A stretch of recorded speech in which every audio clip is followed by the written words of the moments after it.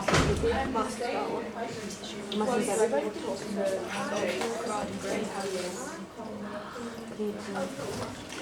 Nice. Yeah, so you can just finish your course without. Con me do I? Yeah. Shocking. It's on the market. Swansea Market. So basically, like next year, we could just do assignments and then that's it. What the fuck? Why? No, I would definitely participate. What?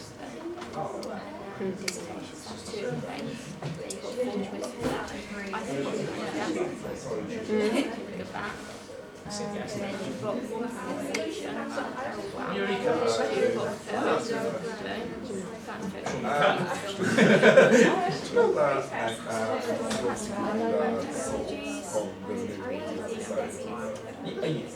This I feel like once the nice solar there as well. Doesn't have like an overall.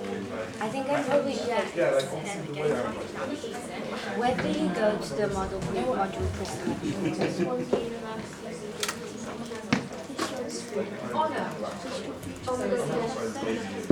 Yeah, that's it. That's it. No. That's what we do with journals, yeah. No, that's actually spot on. Kind of disappointing, Jay, that that's the first time you've used a journal article in bibliography, but I'm not going to lie to you. So yeah, let's go. I read. So yeah, I have to do marketing. What language is it in? Like it's just a classic, you know. You could literally just ask them to change you to that because you've done all the modules for the course. Then I might be doing. Yeah.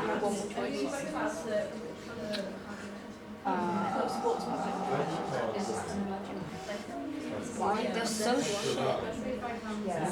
This is on 100%. Yeah.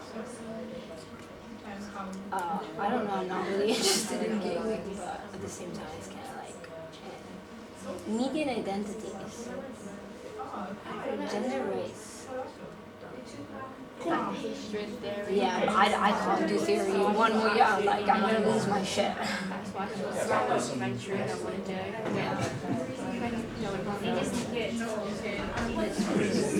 Reporting? No, that's for journalism.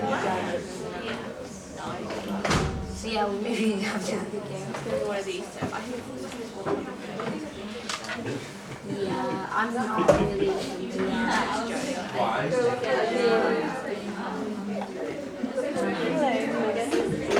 So I went to go and Yeah.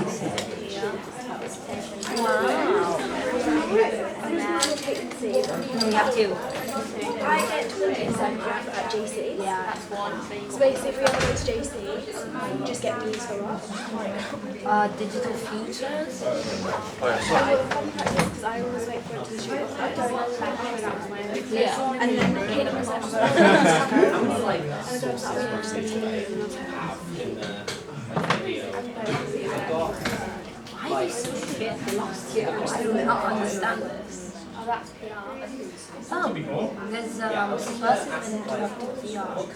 How to counter incontemporary communications in dialogues.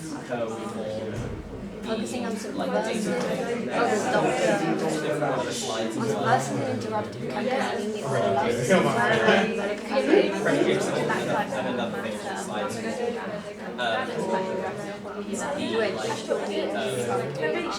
Which one is it? Yeah, that's fine.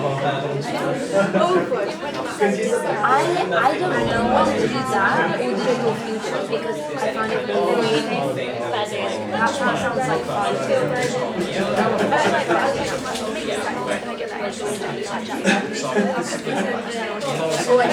I've never played it. They call it a field trip. Sort of overall stuff in that way. Yeah. Like Tim will, I think, mentioned in the slides. I don't get why I was. But at least you don't have to pick because you're really not sure. You're gonna pick something. I don't know. It's a little bit. but it might just be beneficial to I just spent so much money on top of it. So I think that looks like that didn't look, I can obviously buy it. I don't know. I think I will, like, at this point, I already know that for the first time I'm going to do the dissertation thing and the gaming one. No. I might wait for next No. month. What? We're doing the gaming one, right? Yeah, the other ones are I want not. to see you. The other ones are not really enticing, so you have to deal with me another year. So for the first semester, I didn't even know that you're not supposed you can choose not to do a dissertation. What does that even mean? My call on that is that's a very silly thing to do. Like, I mean, like, it just makes you feel like you. Pardon? Technically speaking, man, no. But you're just making your master's really, really difficult if you do one. Yeah. Because you don't have the experience of doing one previously. And the master's one, the whole purpose of a master's degree in essence is to take what you did in the undergraduate degree and amplify that up to a higher level, right? So, man, if you go and do a master's and you haven't done an undergraduate dissertation, all of a sudden you go do a 16,000 word dissertation. You've never had that preparation before of how, because it's not like, it's not a 16,000 word essay, there are sections and there are parts to it, right? Yes, they do. I think it's a really terrible idea. Yeah, like, why? Do people genuinely not want to do it for a class? I think this year it's about half are doing dissertation. Half? Yeah. Only half. Only half. I don't know. I really don't know. I look. If you get really good grades and you do really good dissertation, you can access to a PhD immediately. If you haven't, like, in theory, it's just, I don't understand. But anyway, yeah. For the second semester, I'm deciding between PR or digital futures. I don't know. What's been the focus of your degree? Media flat rather than PR or journalism? My focus, I am PR and media, but I feel Is that your degree, PR yeah, media? but I feel like I do the PR. In that case, but now that I kind of got more in contact with media, I really don't know if I want to go in the PR industry anymore. That's my problem. I don't really get many choices. Best advice, make a choice. Neither of those modules are going to be full. I don't know. Make a choice now and don't be married to it. Because you've got until basically February to make a different choice if you want to. It's not constrained by the number of people who are going to be on that module. So you can choose in effect either. Yeah, I definitely will. Because, yeah. That's what it's doing. Just had some conversation here about module selection. Now you should have all received a email, I think today, which outlines information about the modules which are available for you for year 3.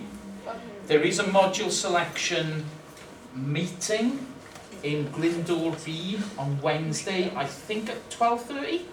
So I may have got the time a little wrong, but I think 12:30 is right. People will be there, it won't just be Joe Cable. This is the stuff I used to do years ago when I was programme director. So it won't just be Joe there, it will be, I'll probably trot over. Apparently there's going to be pizza there, so I am going to go. Right? But if it's vegan pizza, I'm going to be very upset. I want chicken, pepperoni and all that good stuff, right? But there will be free food there. The purpose of that session is to ask questions about the modules that you are thinking of taking. Okay? But if you can't make that session, or you don't want to go to it, which is also a valid way of acting, it's not exactly timetable or anything, or you can't make it for some reason, can I please urge you to speak to your academic mentor as soon as possible about your module choices if you have any questions. That's the whole purpose. Isn't there a May that you can't go? The very final deadline, that'll be in the email. I've got it in my head, it's the 3rd. I might have got the day wrong, but it's that first week in May. So you have that time to make that selection. But this is a very important point. There are a number of modules, media in particular, I don't think this will apply for like joint honours for English or anything like that, but there are a number of modules in media which do have cap numbers. So, in particular, if you are intending to do the internship module in year 3, I'm not making this up. You do the module selection Monday morning when it opens. If you're doing internship, you get it done as soon as that opens. Okay? That module is capped at 22, I believe. So get in and do it. If you select it, and it won't let you because that's full, this is what you do.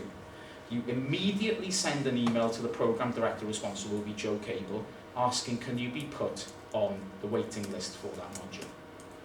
What usually happens, in my experience having done that job for like 5 years, is that it's within the first week or so, somebody will say, oh, I've made a mistake, I chose internship, can I be transferred to this? Yeah, no worries. And then the first person off the waiting list will go on to the internship. And as time goes on, people do fall by the wayside with it, and you know, usually been able to accommodate people in some way. I think whatever film and documentary making is called now, that's capped at a certain number, and the Teaching Block 2 module on web something, that'll be capped as well. So please, if you're intending to choose those capped modules, you've got to get in early. Now, you may still have questions about other modules. None of those will have caps on them. You can even just select a bunch of stuff and then have a look and then say, oh, actually I want to change this to this, I want to change that to that. Because there's months and months to have this done in. So that's no big deal at all. If you're thinking of doing MS-232 critical gaming studies called Game Over, don't let everyone do it, please. Alright? I'm really busy.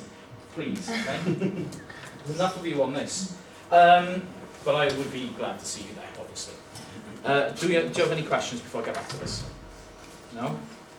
I know that sounds quite pressurised for, in particular, because a lot of people want to do the internship module.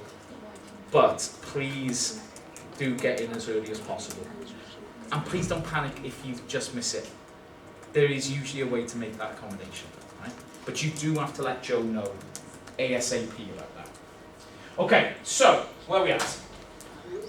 Castells puts a really strong emphasis on the mobilisation capacities of the internet. And by the internet, what he's really referring to here is social media platforms, which have begun to come into their own by this point in the growth cycle of the internet.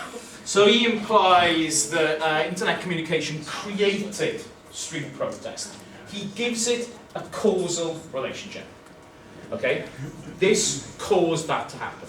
This is not an interrelationship. This is not a codependency. Things which happened here resulted in this. He's very clear that this has got a causal relationship. Without the internet, there would have been no street protests. This is what Castells exactly said in that context. That network social movements of our time are largely based on the internet, a necessary though not sufficient component of their collective action. Now, necessary and sufficient conditions are a philosophical feature about how we know things, basically from epistemology. And what Castells is arguing here is that without social media, that wouldn't have happened. It is necessary. Social media was absolutely necessary. Now, social media is not sufficient for protest because you also have to go and do it. So, while it's a necessary component for revolutionary change, according to Castells, you still actually have to go and do the revolutionary stuff. You still have to meet, you still have to burn shit down. But without social media, it's not going to happen. It was an absolutely fundamentally necessary part of that, but not sufficient to create change on its own. You still needed this other component. So, internet resulted in the emergence of movements. Those movements were born on the internet. The protests were conveyed on the internet. Movements are based on the internet, convey a logic that is based really on what we call technological determinism. Technology creates revolution. Castells is taking what we call a classically technologically determinist position. Technology is causing change. Without technology, there is no change. Technological determinism in any of its forms should be resisted in all ways because it implies that the power in society lies with technology, not the people that use it. Castells fails to see That it is not the internet that creates sociality, but human actors who are embedded in antagonistic economic, political and ideological structures in society. What Castell's analysis does is say that the internet is absolutely essential for any protest movement, and fails to notice that you don't get protest movements without the stuff that doesn't happen online, without the stuff that doesn't happen on social networks. Those people weren't protesting about stuff on the internet. They were protesting about the material conditions of their everyday life. They were protesting that food cost too much, that they couldn't get jobs, that they didn't have sufficient water, that they didn't have sufficient housing, sufficient education. These are all things which lie outside of the domain that Castells is actually talking about. What Castells is giving too much importance to is this online domain. Now, what Castells is right to do is point out that this is really important in connecting protest. The people who feel the same way as one another have a visible means of connecting with other people who feel the same way. But by giving too much importance to this powerding, he ignores the actual conditions of everyday life. Those people who rioted in London were rioting because, as young people who were finishing education and had no jobs. And if you live in a city like London, have we got any Londoners in here? Usually got one or two. You go. Yeah, I mean, you'd be familiar with, obviously more familiar than me with London, but as a city, it acts as like a series of little villages, right? Where you have privilege here, not so privileged, and it literally kind of next to one another. And what you got typically in 2011 was kids from underprivileged areas of London taking their protest, riots, etc., into more privileged areas to demonstrate really that they were unhappy with the inequality of their lives in this city. They all live in the same city, but there's inequality of opportunity, inequality of education, inequality of wages, inequality of standard of life in the same city. Very often at the end of the street, when you move into a different area, you can say, oh look, that car's, etc., right? These kids are embedded in economic and political and social structures. What Castells wants to do is ignore that and say, oh no, what's happening here is everyone's getting together on the internet and they're getting all these ideas. It's like, well, you don't get the ideas from the internet, you get the ideas from like on a fucking school. You get the ideas from like on the shops, you get the ideas from going on the bus, you get the ideas from doing stuff, and seeing what exactly your life is like. So Castells is given far too much importance here. And this, I think, is very important. When we think about social media and protest, what we've got to notice is that social media is a vehicle for protest. But it's not the source of where protests come from. If you're protesting if you're protesting against inequality, the inequality isn't felt online. The inequality is felt in everyday life. When I'm tweeting about Black Lives Matter, I'm tweeting about that. Yeah, okay, I saw the George Floyd video online. But that didn't happen online. George Floyd was killed in real life. This is real things, and these things happen. Floyd was that was a visible and totemic moment in that. But that kind of discrimination is happening all across the world every day, in real life. This isn't about what happens online. This is about what happens in in people's lives every day. This is why the power of Me Too was important. What Me Too was utilised to do is to illustrate these are the things that women put up with on a daily basis. We're using, forming connections and networks by using Twitter and other things, but actually it was grounded in the everyday experience that people had. I did a Me Too lecture when I was working in Brighton, right? And one of my students, it was a third year group, one of my students worked in a nightclub in Brighton, and basically I got her to describe what a shift was like. She was a glass collector in a nightclub in Brighton. And so she was just, I kind of knew what was going to happen. But I was like, Vic, can you please just describe a shift and what happens to you on a shift? And just in her description, she was sexually assaulted about 8 times. But what was weird about it is she didn't realise. every day these things happen. And this was like a young woman, 21 years old, who was literally, and I was like, but you do realise like everything you just described is like a different series of sexual assaults that you're experiencing all the time. It's like, what? That's just work, isn't it? It's like, no. People aren't allowed to touch you like that. Don't care what your job is. Right? You're not, that's actually not allowed. It kind of, we had a back and forth to it. She was like, nah, it's just normal, it's banter. I was like, don't use that word. Alright? That's not a good word. And so on and so forth. Now, what I use that example for here is, in the wider context of things, that student didn't really understand that that behaviour was unacceptable and was actually a form of sexual assault. But through that lecture, and then actually subsequently, she like sort of really got heavily involved in Me Too and started posting a lot of stuff about it on Twitter as well, about her experiences of like what she did for a living to support herself as a student. She was able to engage in a wider network of people. When she started posting using the hashtag, she started getting lots of support from people, one, who had very similar experiences to her, and two, very sympathetic views to her. It actually helped her reconceptualise what was going on a daily basis as she was working, you know. And then she started to realise, well, it's not actually just in work. So as a student who lived in the middle of Brighton, would walk out to the university campus, and have boys following her. It's like, yeah, you know that's not normal, right? You know that's not good. People shouldn't do that. And became really politically aware because of that. Now, that wasn't down to me. Okay? I'm not taking any credit for any of this. What that was down to is being able to actually engage really with people about those experiences and understand them.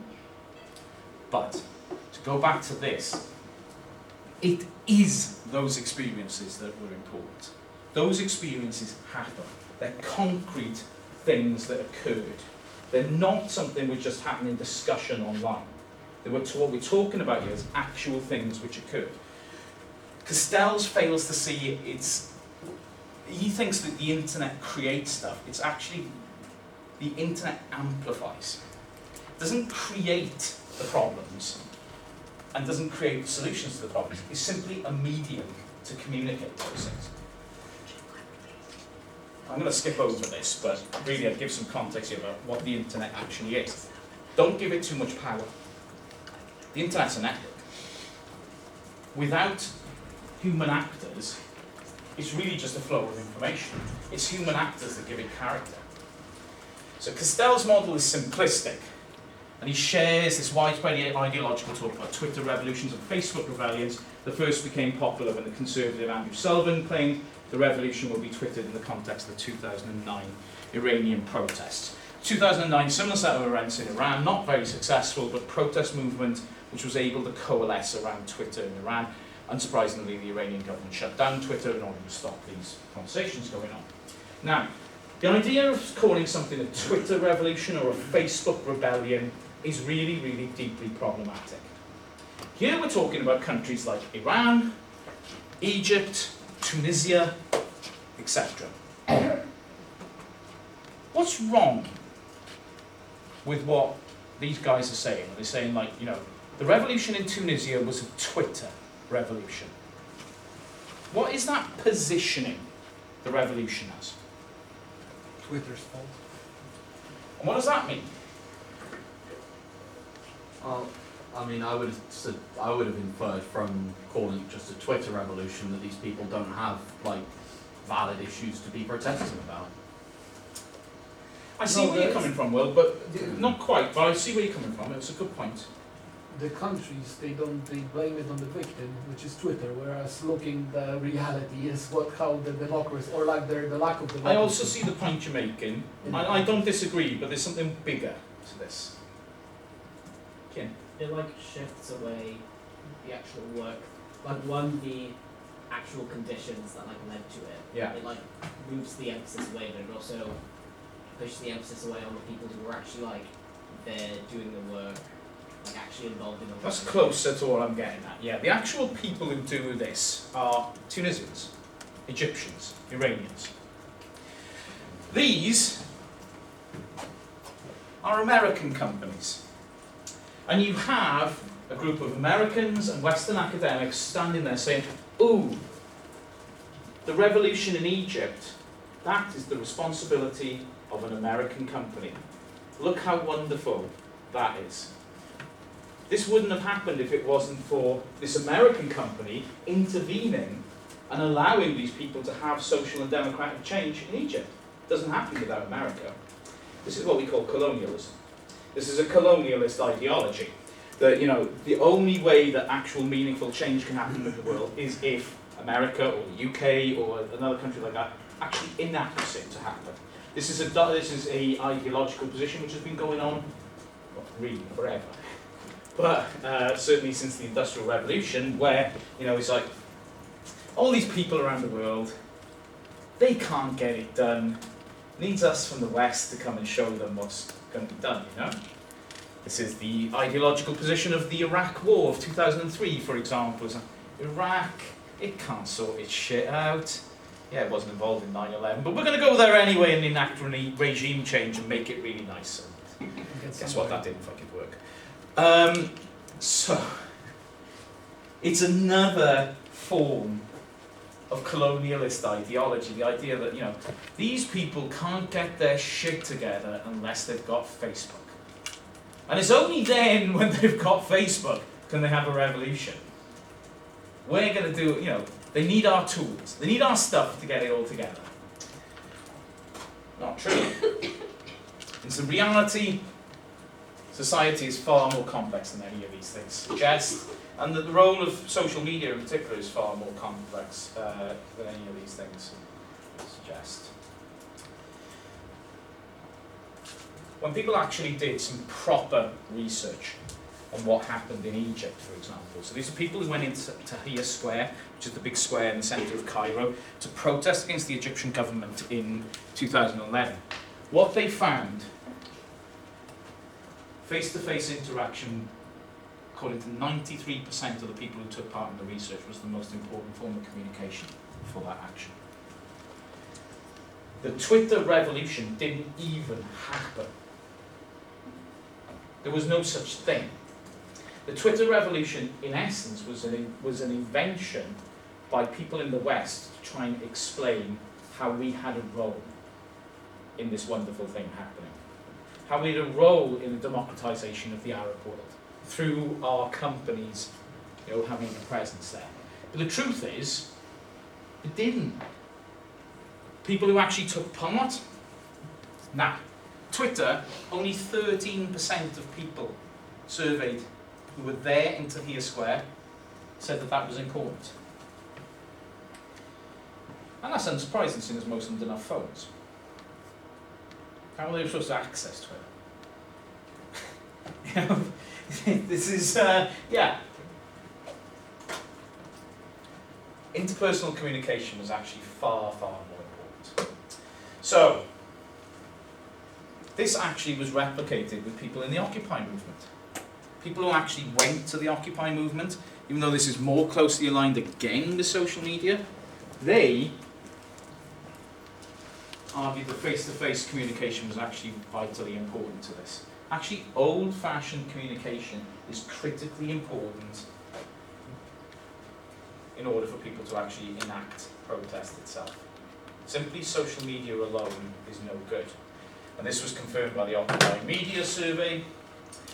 However, older media tends to be less important again these days. What we are seeing shifting in protest movements and political protest is that old, what we call legacy media, seems to be deeply unimportant in this day and age, and now what is important is social media. But it's not a substitute for interpersonal communication.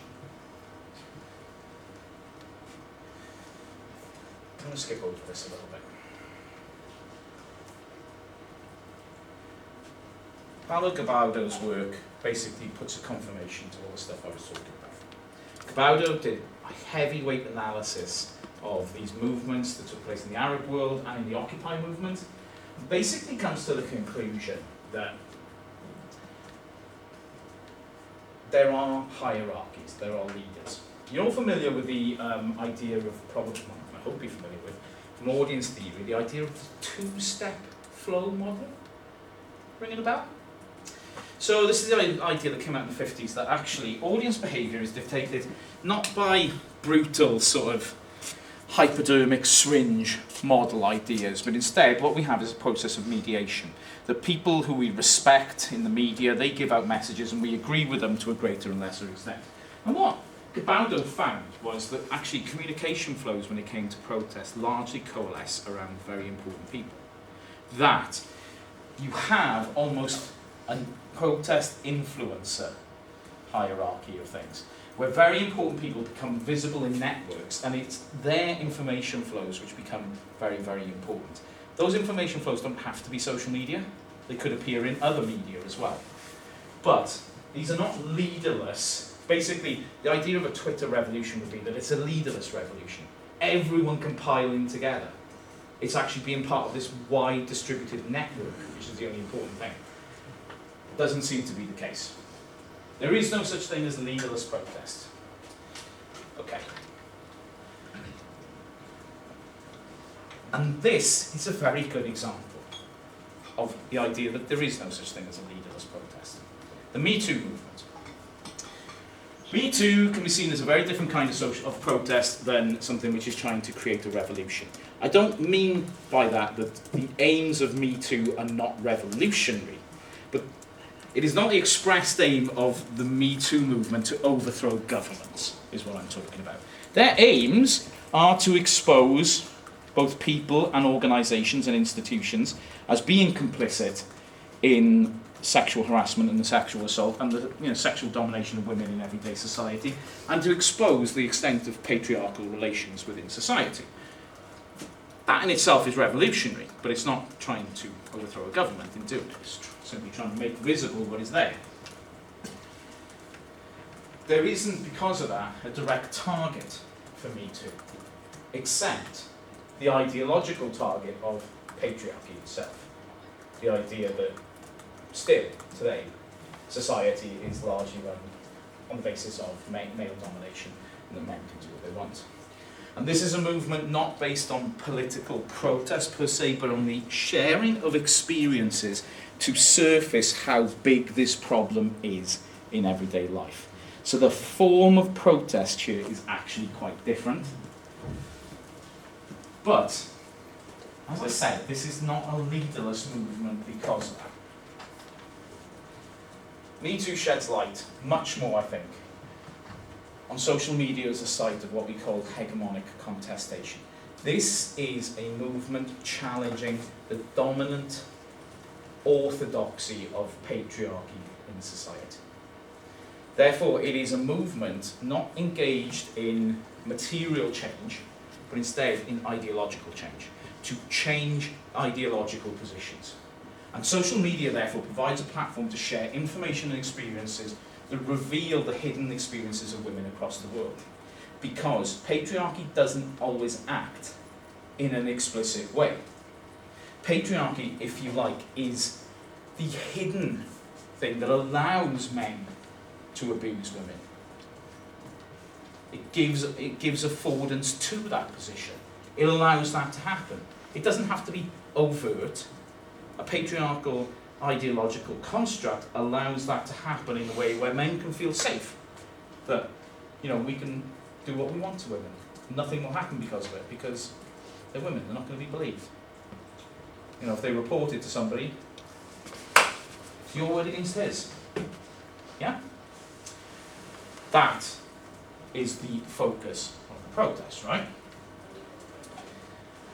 This is probably closer to that idea of networked action, as we can criticise things like the Arab Spring and say that they overemphasise the importance of the network, because those people actually have to get together and do things. Actually, in something like Me Too, this is much, much closer example of what they mean by this. And it's very important to note that Me Too is a challenge to hegemony itself. And you should all know what hegemony means, the leadership of dominance of one group over others. The Me Too movement is a direct challenge to not authority, but ideology. Actually asking people to give their experiences of what this ideology means in everyday life. and to challenge that ideology in practice. It's important to note the historical context of Me Too. Me Too, as a hashtag, had been around for a few years before this, but it emerges most importantly in the wake of Donald Trump's election in 2016. What do we know about Trump's relationship with women, if anything? As Nikki just whispered, but I'm happy to actually share, he likes to grab them by the pussy. Direct quote from the 45th President of the United States of America, those aren't my words. So, the election of Trump, obviously Trump ran in 2016 against a woman. First of all, that's important to note that context.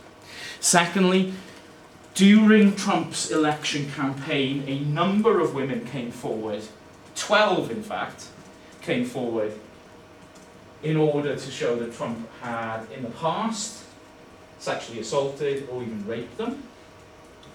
Nothing was done. And of course we have denouement on this at the moment, because another person who was involved with Trump, the special adult actress, Stormy Daniels, was paid off in order to be silent about her relationship with Trump in 2016. That is going to be charged in a New York court sometime next week, where that corruption is actually finally getting to court and could very well see Trump being sent to jail on the basis of massive corruption. All contextually important in understanding where the Me Too movement came from. The election of a sort of confirmed misogynist, I think is the most polite way of putting it, into the highest office in the United States, and therefore really the highest office in the world, positions Me Too as like, this is a totemic moment. America's elected, as opposed to electing a woman, they've elected a guy who thinks women are trash. It's time for something to happen. And so in that context, Me Too emerges popularly. On the 24th of October 2017, the Me Too hashtag began trending on Twitter. So roughly speaking, 1 year after the election where Trump was elected as President of the United States. Now, the phrase was initiated by Tarana Burke in 2006, so it had been around for a very long time before that, 11 years before. Unsurprisingly, going back to what Paolo Grado said about Twitter protests, it gained popularity and attention when Alyssa Milano used it as a Twitter hashtag in response to allegations of sexual assault by the now disgraced and incarcerated Hollywood producer Harvey Weinstein. Weinstein was further convicted of crimes 2 weeks ago, given an extra 30 years on his already life sentence. He will die in prison. Now, the visibility of what Weinstein had been doing for years as a Hollywood producer came through the Me Too movement, where actresses who had been subjected to Weinstein's sexual assaults literally shared information of that through this hashtag. So Alyssa Milano put a header of the paragraph, said, "What, Harvey Weinstein did this to me?" And she was supported by a number of other actresses who were able to confirm that yes, they'd had the same experience beforehand. Now, prior to that, some had even reported these things previously. Nothing had been done. Many had also spoken about the fact that they didn't want to report anything because Weinstein's importance in Hollywood meant they felt they would never work again if they said anything. Indeed, the actress Annabella Sciorra came out after and said, yeah, Weinstein assaulted her in the 1990s. She reported it, she never worked in Hollywood again. Her last movie is like 1994. She literally disappeared from people's screens. Right, good actress. So I often thought to myself, well, I wonder what happened to her. She's been good. We found out 13 years afterwards. Actually, much longer, 23 years afterwards. This was a 20-year wholeness in his career. So, through this hashtag, Milano encouraged other members of the public to join in to showcase the magnitude of the problem of sexual violence. Hashtag was used 12 million times in the first 24 hours. Once Milano got the word out that people should be sharing Me Too and using Me Too to share experiences, 12 million tweets in 24 hours. This is a lot. Kind of speaks to the magnitude of the problem, right? Just want to take an aside here. I'm really uncomfortable talking about this. Not because I'm a sexual predator or anything like that, right? But I am very uncomfortable talking to a largely female room about Me Too. This is mansplaining of the fucking highest order. I do understand that, right? I'm sorry, I just want to put the apology out there. I will do this as sensitively as possible. I am honestly not trying to mansplain this, okay? This is historical context here. But I see the optics, I get it, I'm sorry.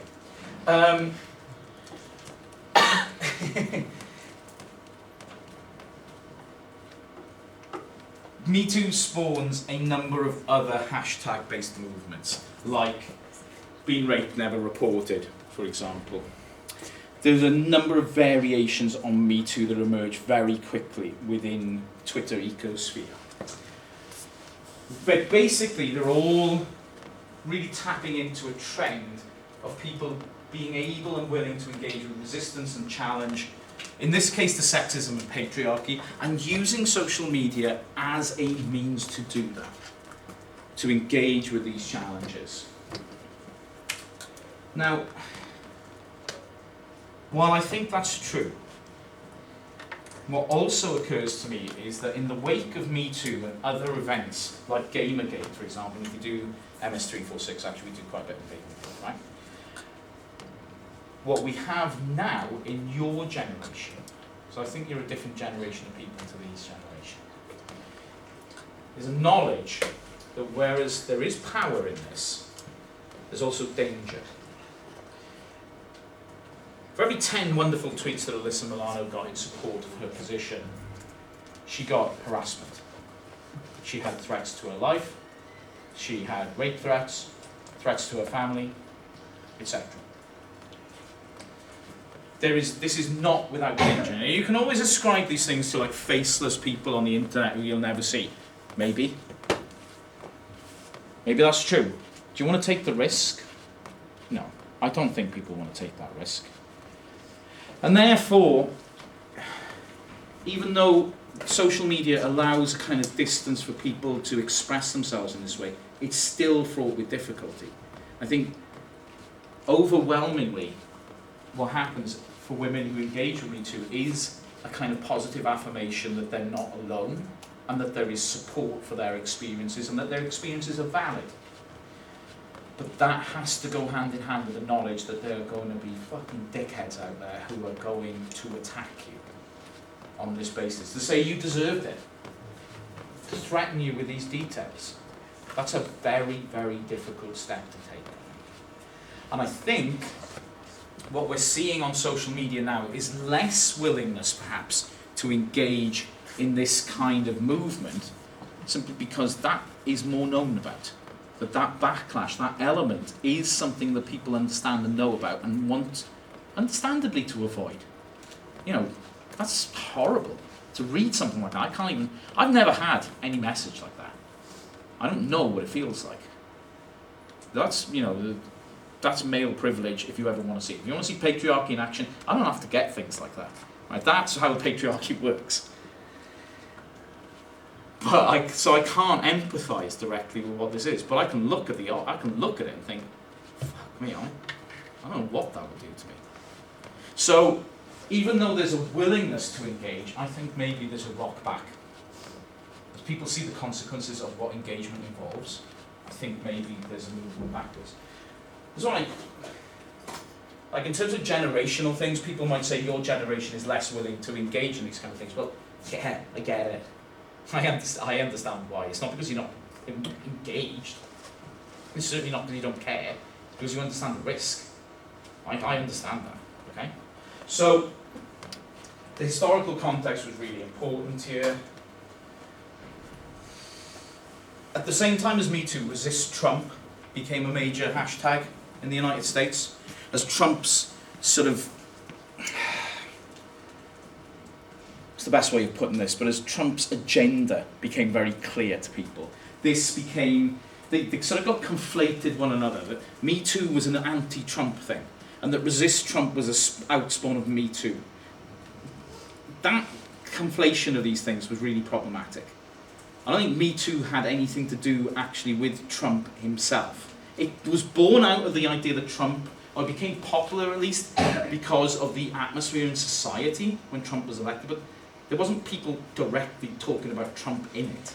So the conflation of these things was problematic. But it's no surprise that both of them occurred really on Twitter, because Trump was the Twitter president. What Trump's run to presidency showed was the power of Twitter as a political tool. So it's no surprise that they utilised Twitter as a tool for these protests. Trump gave notion to the thing that you could change American politics and world politics just on that platform. Therefore, you use that platform in order to try and make these changes. Now, this form of protest has been heavily criticised. Me Too, as well as other ones, by the term slacktivism. This is when you're an activist, but you don't really give a shit.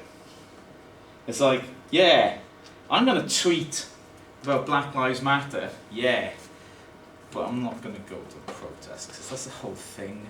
I have to get a bus into town, and I'm just not into it, That's my impression of slacktivism. So, Burgess and Bayham, Twitter activism is often characterised as slacktivism. Now, there are people who criticise this view. So CZ Papiashiasi argues that Twitter is a part of the creation of politics itself, and so therefore it isn't a slacktivist movement. It actually creates politically aware people, creates the conditions for people to have political awareness. So you might join a hashtag, you might like something, etc. But actually the process of doing that creates a more politically aware person anyway. It's not slacktivism so much, it's part of an overall process about people develop political consciousness. But what certainly Nancy, Bayham and Burgess look and comment upon here is that this kind of structure of being able to join in protests just by using a hashtag or liking a post allows people to subvert as well.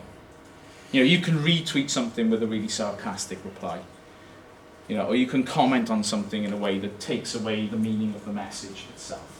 You can troll, you can, threaten, etc., etc.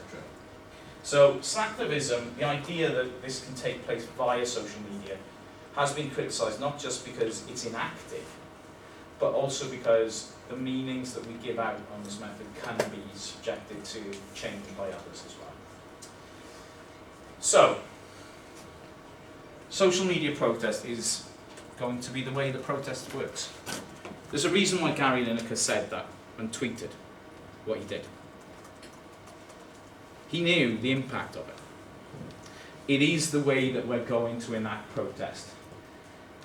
But the effectiveness always is going to depend on the number of users, the target, the ideological foundation, the effectiveness of communication, effectiveness of message, and the context of the protest. This is why Gary Lineker can create a national discussion about refugees. Nobody gives a crap when I say anything about it, because I don't have a lot of that stuff going on.